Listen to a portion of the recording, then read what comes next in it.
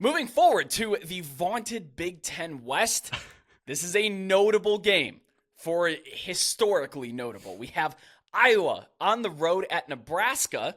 The Huskers are 2-point home favorites. You can find 2.5, you can find 1.5 at time of recording. But the reason that this is historically notable is because it has an over-under of 26.5 points. Open at 27.5, and that was still too high. It was bet down to 26 earlier here Tuesday. But this game kicks off on Friday at noon Eastern on CBS. Welcome to the Big Ten CBS. I know we've had a couple games before this, but this is your warning. I was going to say introduction, but this is your warning to what you are going to be getting on America's Most Watched Network moving forward. And actually, I didn't know that these two teams played for a trophy, but they do. It's the Heroes Game trophy that they are playing for here. It's going to be cold and windy in Lincoln. Surprise, surprise, we are in late November in the upper Midwest. Highs in the upper 20s, sustained winds between 12 and 15 miles an hour with higher gusts. It's going to be gross or welcoming to Big Ten West. One of those games where you'll really appreciate watching it on TV and not being perhaps in the stands if you're not acclimated to the cold. This is where I want to talk about situational spots. Big time situational. So Iowa has already locked up the Big Ten West. They are going to Indianapolis.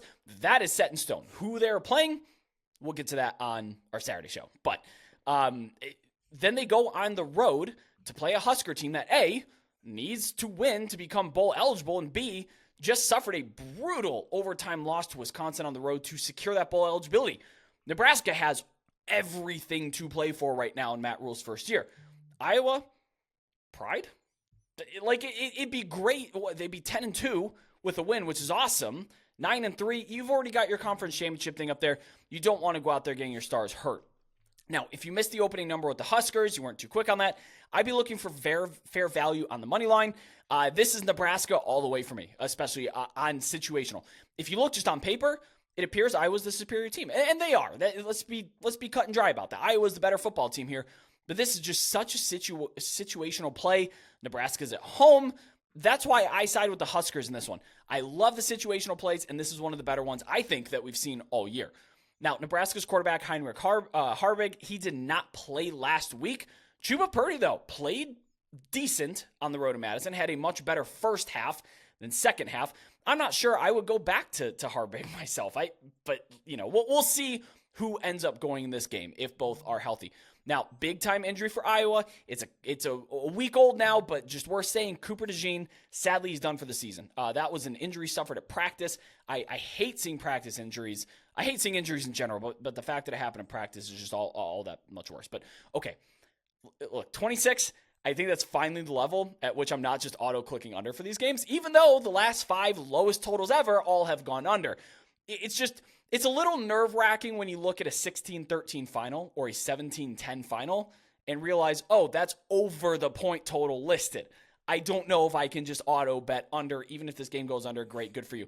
I saw, I think Brian Fremeau was the one that had the negative 4.9 projected points. Like, it broke his model, a tried and true model. Just absolutely broke it with these two offenses, which was just outstanding. But I missed the best number anyway on that. At this point, open 27.5, bet down from there. 28 is probably that limit to where I'm like, I don't know if I'm betting unders at that point. Again, 14-14, that's 28 points right there. Nebraska's propensity to turn the football over, they have, I think they're minus 13, or they're 13. They've turned the ball over 13 times in the last few games. And Iowa's propensity to force turnovers can also lead to more points, not necessarily just on the offensive side of the football. I love FEI. Brian Fremeau is awesome. His work is awesome. And it's also so funny when he has quirks like that. And he's like, oh, well, here we go. This is what it says. Obviously, this is not happening. But it's just, Brian's great. And yeah, I saw that too. Another thing that Iowa may be playing for here, Brett, outside of just pride and, 10-win season. Remember last year, Nebraska did knock off Iowa. All Iowa had to do was win this game at home, and they were going to go to Indianapolis for the second straight year.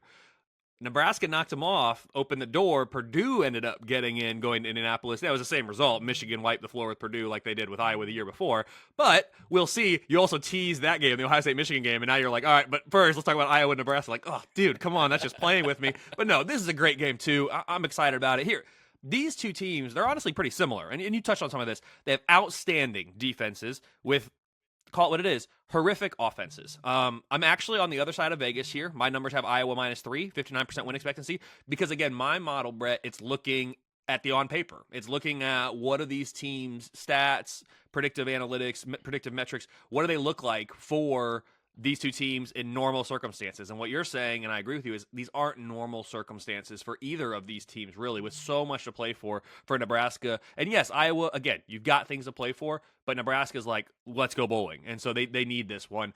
The Big Ten West champs, Iowa, let that sink in. We will never, well, I guess you never say never, but for as far as we know, we will never say it again with the Big Ten doing away with division starting next year. So because of that, Brett, like, let's think, when's the next time that we think Iowa makes the Big Ten championship game?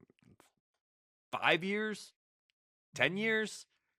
15 years? I mean, I honestly don't know, Brett, just because it's going to depend on how the schedule shakes out. Every single year, it's going to look a little bit different as you've got 18 conference teams in the Big Ten starting next year. But there are no divisions. Just given the strength of the teams that were previously in the East, now you've got the strength of the teams coming in from the Pac-12.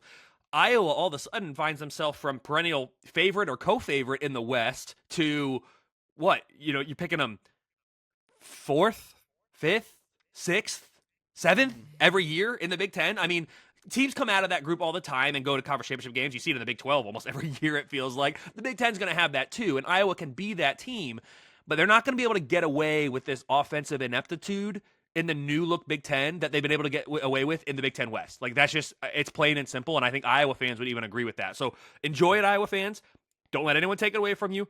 Go make the best of it here this weekend and also in Indianapolis. Give them everything you have regardless of who you're playing. This Hawkeye defense has been top 3 all year. They check in number 3 for me this week. The Husker defense, they're ranked a season best number 9. They started the year around number 50. It's been a terrific year, terrific first year on that side of the ball for this Matt Rule group. The offenses, though, I said they're horrific. Like, Brett, here are their unit ranks by my numbers. Iowa, number 122. It's 133 teams. That in high? FBS. Yeah, that high. Wow. He says. Right? Okay, so like maybe they're trending upward. I don't know. And then the Nebraska offense, number 118. Like, man, come on, guys.